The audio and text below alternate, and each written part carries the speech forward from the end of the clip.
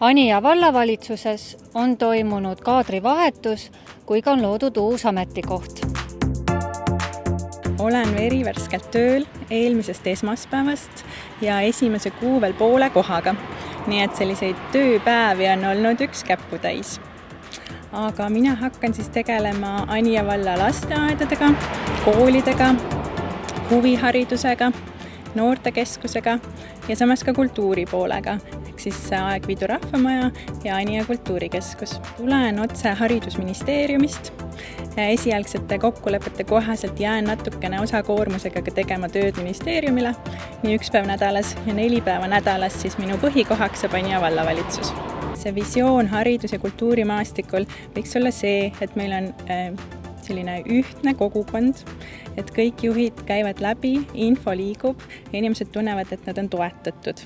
Selline toetav funktsioon on kindlasti minul ka üks peamisi. Kas Kehra on teie jaoks uus koht? Olete siin varem olnud ja kust te pärit olete, kus te elate?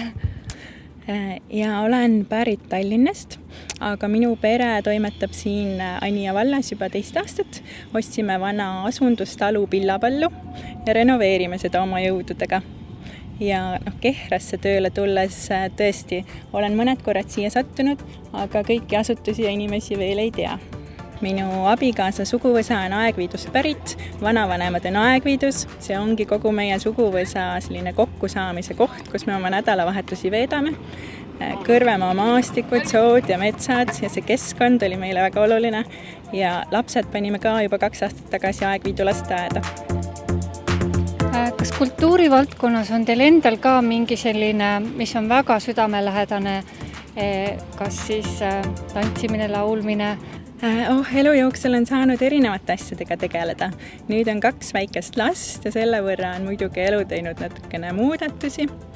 Mulle väga meeldib sporti teha, ratsutada, boksida, jooksmas käin, kui midagi muud ei jõua. Ja loomulikult erinevad kontserdid, siin just möödunud kodukohvikute päev. Me võtame igal võimalusel osa suure huviga.